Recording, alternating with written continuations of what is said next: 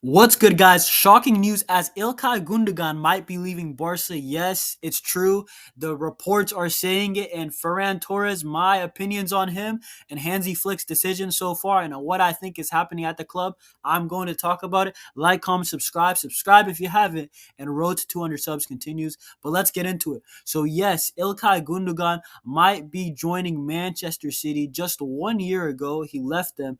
And he might be going back. And I think that this is just for the wage bill. I think that Laporta is thinking about the wage bill, but honestly, there's some reports saying that we might not even get a transfer fee. It might be a free transfer.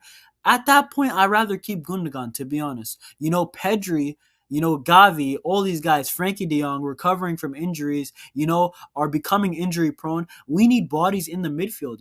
And Gundogan, I feel like if we're not going to get any money, I feel like he should stay for 1 year. He has 1 year plus an option. So, hey, I feel like at this point, it's at the point of no return. And what I really think is that it's not Laporta. Laporta, maybe he's pushing him a bit. But I think that Hansi Flick is actually the reason why for this. And the reason, I'm not hating on Hansi Flick, but I think that Hansi Flick, he's played with Gundogan so far before. He's played with him in the German national team. They didn't go well. Gundogan wasn't playing good for him. Hansi Flick, I don't think he wants Gundogan in his system. I don't think he believes Gundogan can do good in his system. I think that Hansi Flick, he's already seen Gundogan. He's probably seen him in the preseason. He didn't play that good in the preseason. And I think that the physical demands, Hansi Flick doesn't believe that Gundogan's got it. And I think he told him that, hey, find a new club or you're going to just be on the bench at Barcelona. And I think that's dangerous because we still have Gavi who's recovering from his ACL. But hey, this is what Flick thinks. I think Flick initiated this, and I think Laporte is going on with it. And hey, we're hearing about reports about Hansi Flick that he only believes that he can press, but he can't press with Gundogan and Lewandowski. I think honestly that's true, just logically. I don't think they have the legs for it. Like Lewandowski often in the second half, he's already so tired. And imagine having Gundogan too. I don't think the pressing's possible, and I think Hansi Flick is right here. But the thing is that I think it really was Hansi Flick who initiated this. He kept Lewandowski. He thinks he can still get the best out of him. He's shown it in the Valencia game.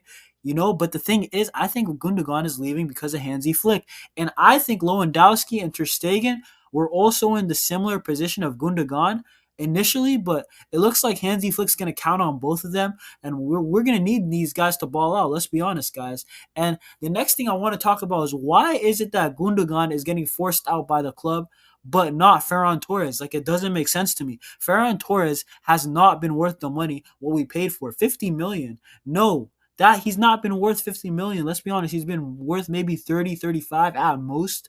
And I feel like Ferran Torres, we might as well sell him because he's not good. And I don't know why nobody's pushing for his name to be out. I think it's because he doesn't have offers, simply as that.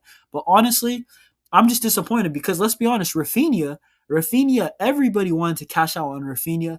And why? Because Rafinha is actually somewhat good. And guess what? We're getting offers for Rafinha. I think it's simple as that. And guys, we seen Rafinha ball out in a big game at PSG. We saw him put Barca on his back. And Ferran Torres has never done that for Barcelona. Simply clear cut. Ferran Torres, he just gets one purple patch. He gets one good form. Like, 1 3 week form when he's like razor hot. He might score like 9 goals. And then the rest of the season he's going to score 5. And honestly, I'm done with Ferran Torres, in my opinion. Maybe as a bench option, but at that point, why not sell him and try to get an actual star at the left winger, maybe save up for next year. And honestly, I feel like it just hasn't gone to plan. And I don't know why he's not getting pushed out. We're getting offered Kingsley Coman and Chiesa so far from Juve and Bayern. And honestly, they're not bad options. And to be honest, I'd rather have one of them than Ferran because I'm done with Ferran, to be honest. The last game against Valencia was the last straw for me. He didn't do anything. He's not a good dribbler. When he's not scoring, he's literally not useful. Coman, if he's not scoring, will still be dribbling, penetration. Chiesa, he's another type of player like Ferran. He is a goal threat winger, inverted. But the thing is, at least he's a new person. Maybe he's going to fit. Maybe he's just going to click. Maybe he's going to make better runs than Ferran.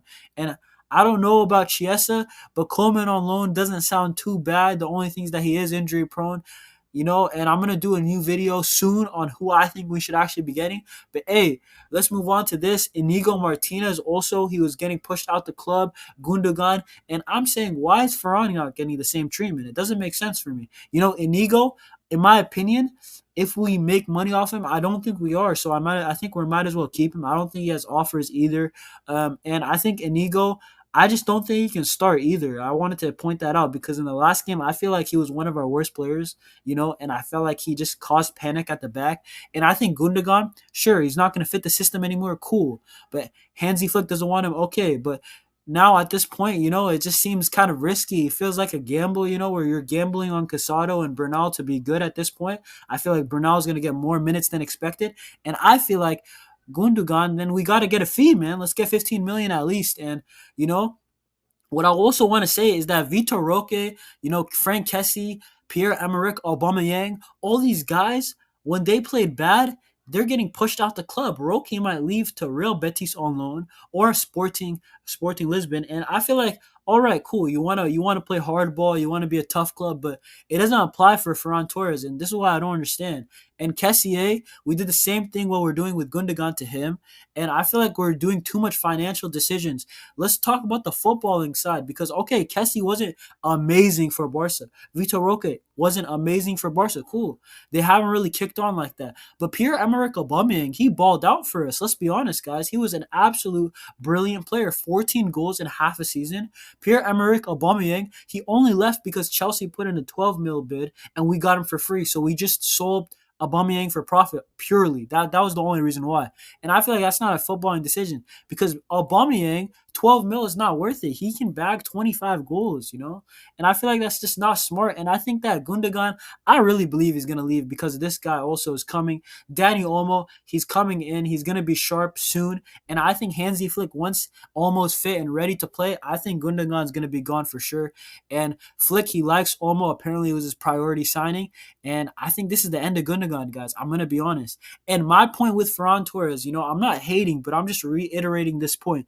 Look at Pau Victor. Pau Victor played 5 minutes in the game against Valencia and looked more threatening than Ferran Torres. That is disgraceful, purely. Let's be honest, guys. Let's just be honest. And I think Pau Victor, honestly, in the preseason, he played good with Lewandowski. And if he can be like, our Serge Gnabry, if you want to say like, our type of striker who can play out wide or a forward who can play out wide, I'm all for that. He's got a cheap wages compared to Ferran, my bad. And I think Pau Victor honestly is more hungry and he's just something new and I think he's going to kick on. And then we got to also look at the Ansu Fati situation. Ansu Fati is also being forced out by the club. And I feel like, all right, this is fair. This is somewhat fair. Yes, he had the injury, couldn't play in preseason, but in previous years, did he do enough?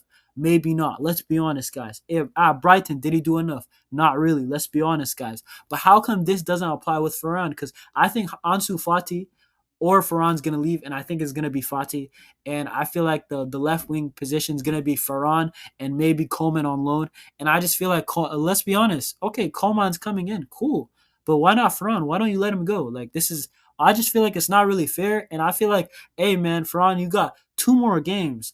I'm going to give you Bilbao at home and Rayo Vallecano away. And if Ferran doesn't score at least 2 goals or 3 goals, I'm going to be honest, I'm cashing out because I don't care if it's 20 or 25 million bids. I'm going to sell at this point because he is not offering enough for Barcelona. And I feel like this can be a deadline day sell. And I feel like we might get a deadline day signing. And I feel like this Barcelona transfer window is just going to go on to the very end. And it's kind of unfortunate. But, we're hearing Newcastle and some other Premier League teams. I've seen Arsenal maybe as a backup option for Saka or Martinelli. Hey, man, any offer, I'm going to accept it for Ferran at this point. Gundogan, guys, he might leave. Let's be honest, guys. Like, comment, subscribe. Subscribe if you haven't. More videos going to come out soon. See y'all in the next one. Peace.